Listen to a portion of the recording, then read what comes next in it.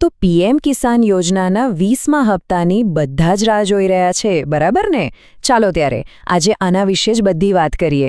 પૈસા ક્યારે આવશે, કેમ મોડું થઈ શકે છે, અને હા, ફ્રોડથી કેવી રીતે બચવું, આ બધું જ આપણે એકદમ સરળ ભાષામાં સમજીશું. સારું, તો ચાલો સીધા જ મુદ્દા પર આવીએ. સૌથી મોટો સવાલ જે બધા ખેડૂત ભાઈઓના મનમાં છે કે ભાઈ આ 2000 રૂપિયા ખાતામાં જમા થશે ક્યારે? ઓકે, તો આ સમજવા માટે આપણે 4 મુખ્ય મુદ્દા પર નજર નાખીશું. પહેલાં તો આગામી હફતો ક્યારે આવશે, પછી જોઈશું કે મોડું કેમ થાય છે, ત્રીજું સ્ટેટસ કેવી રીતે ચેક કરવું, અને છેલ્લે જે બહુ જ જરૂરી છે, ફ્રોડથી કઈ રીતે બચવું. ચાલો, તો સૌથી પહેલાં વાત કરીએ તારીખની. પૈસા ક્યારે આવી શકે છે? વેલ, આનો અંદાજ લગાવવા માટે આપણે થોડી પાછલી તારીખો પર નજર નાખવી પડશે. એના પરથી જ આપણને એક આઈડિયા આવશે. હવે જુઓ, અહીં એક બહુ જ રસપ્રદ પેટર્ન જોવા મળે છે. જેમ કે 20મો હફતો આવ્યો 2 ઓગસ્ટ 2025 અને 21મો હફતો આવ્યો 19 નવેમ્બર 2025. હવે જો તમે આ બંને તારીખો વચ્ચેના દિવસો ગણો ને, તો બરાબર 109 દિવસ થાય છે. અને આ 109 દિવસનો ગાળો જ આપણને આગળની તારીખનો ઇશારો કરે છે. તો આ 109 દિવસના હિસાબે પૂરી શક્યતા છે કે 22મો હપ્તો આપણને હોળીના તહેવારની આસપાસ મળી શકે, એટલે કે લગભગ 10 થી 15 માર્ચ 2026ની વચ્ચે. કહી શકાય કે સરકાર તરફથી એક હોળી ભેટ. પણ ઘણીવાર એવું બને કે તારીખ આવી જાય પણ ખાતામાં પૈસા ના દેખાય. આવું કેમ થાય છે? ચાલો હવે એ સમજીએ કે આ હફતો આવવામાં મોડું કેમ થઈ શકે છે. અને હા, તમે સ્ટેટસ ચેક કરો ત્યારે જે આરએફટી અને એફટીઓ જેવા શબ્દો દેખાય છે, એનો અસલી મતલબ શું છે, આ સમજવું ખરેખર બહુ જરૂરી છે. તો જો પહેલો શબ્દ છે આરએફટી, એટલે કે રિક્વેસ્ટ ફોર ટ્રાન્સફર. જો તમારા સ્ટેટસમાં આરએફટી સાઇન્ડ બાય સ્ટેટ એવું લખેલું આવે, તો એનો સીધો મતલબ એ છે કે રાજ્ય સરકારે તમારી બધી વિગતો ચેક કરી લીધી છે, બધું બરાબર છે, અને એમણે કેન્દ્ર સરકારને પૈસા મોકલવા માટે અરજી કરી દીધી છે. મતલબ કે ફાઇલ આગળ વધી ગઈ છે. હવે આરએફટી પછીનો સ્ટેપ છે એફટીઓ, એટલે કે ફંડ ટ્રાન્સફર ઓર્ડર. અને જો તમારા સ્ટેટસમાં એફટીઓ ઇઝ જનરેટેડ લખેલું દેખાય ને, તો બસ સમજો કે કામ થઈ ગયું. આ તો બહુ સારા સમાચાર છે. આનો મતલબ કે કેન્દ્ર સરકારે પણ પૈસા આપવાની મંજૂરી આપી દીધી છે અને પ્રોસેસ શરૂ થઈ ગઈ છે. હવે બસ થોડા જ સમયમાં પૈસા તમારા ખાતામાં જમા થઈ જશે.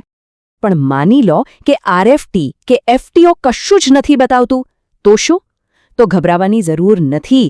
મોટાભાગના કેસમાં આમાંથી કોઈ એક કારણ હોય છે, જેમ કે ઈ-કેવાયસી બાકી હોય, અથવા બેંક ખાતામાં આધાર લિંક ના હોય, જમીનના રેકોર્ડમાં કોઈ ગડબડ હોય, તમારા નામ કે સ્પેલિંગમાં કોઈ ભૂલ હોય, અથવા તો લાભાર્થીની લિસ્ટમાં જ નામ ના ચડ્યું હોય.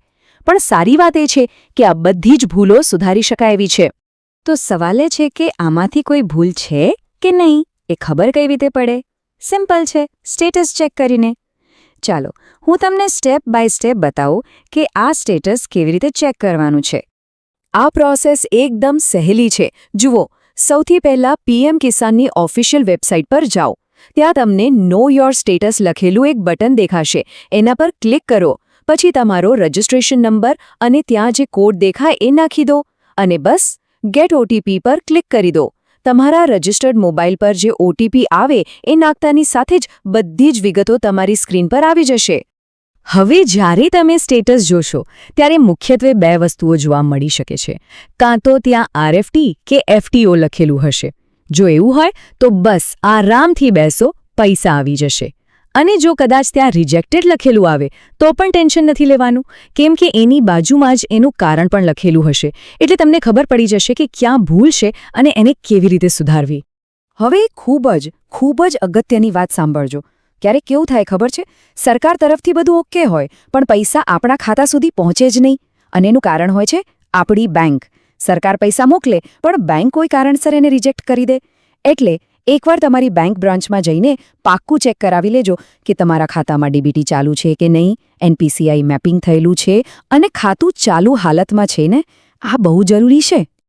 ઓકે, તો હવે આપણે આવી ગયા છીએ આપણા છેલ્લા અને સૌથી મહત્વના મુદ્દા પર.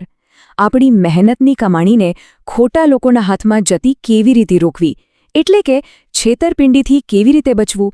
ચાલો ફટાફટ એ પણ જોઈ લઈએ. નિયમ નંબર 1 અને આને ગાંઠ બાંધી લેજો. કોઈ પણ અજાણ્યા મેસેજમાં આવેલી લિંક પર ભૂલથી પણ ક્લિક નહીં કરતા. ખાસ કરીને એવા મેસેજ જે કહેતા હોય કે અહીં ક્લિક કરીને તમારો હપ્તો મેળવો અથવા તમારું સ્ટેટસ તરત જાણો. આ બધું જ મોટા ભાગે ફ્રોડ હોય છે. નિયમ નંબર 2 OTP એટલે કે વન ટાઈમ પાસવર્ડ. એ તમારો પર્સનલ કોડ છે. એ કોઈને ક્યારેય કોઈ પણ સંજોગોમાં આપવાનો નથી. કોઈ પણ ફોન કરે કે ગમે તેટલો વિશ્વાસ અપાવે, જો એ OTP માંગે તો એ 100% ફ્રોડ જ છે. તરત જ ફોન કાપી નાખવાનો. અને ત્રીજી વાત, હંમેશા યાદ રાખજો કે PM કિસાન યોજનામાં સરકાર અને ખેડૂત વચ્ચે કોઈ દલાલ કે વચેટીઓ છે જ નહીં. પૈસા સીધા સરકારના ખાતામાંથી તમારા ખાતામાં આવે છે. એટલે જો કોઈ વ્યક્તિ આવીને એમ કહે કે મને થોડા પૈસા આપો, હું તમારો અટકેલો હફતો કઢાવી આપીશ, તો એનાથી 100 ફૂટ દૂર રહેજો. એ ચોક્કસ તમને છેતરવાની કોશિશ કરી રહ્યો છે. તો આ હતી 22મા હપ્તા વિશેની લગભગ બધી જ જરૂરી માહિતી. આખી વાતનો સાર બસ એટલો જ છે કે આપણી બધી જ વિગતો, ખાસ કરીને eKYC અને બેંકની વિગતો એકદમ સાચી અને અપ ટુ ડેટ હોવી જોઈએ. તો બસ એક જ સવાલ બાકી રહે છે, શું તમારી બધી માહિતી બરાબર છે? એકવાર ચેક જરૂર કરી લેજો, જેથી જ્યારે હપ્તો આવે ત્યારે કોઈ જ મુશ્કેલી ના નડે.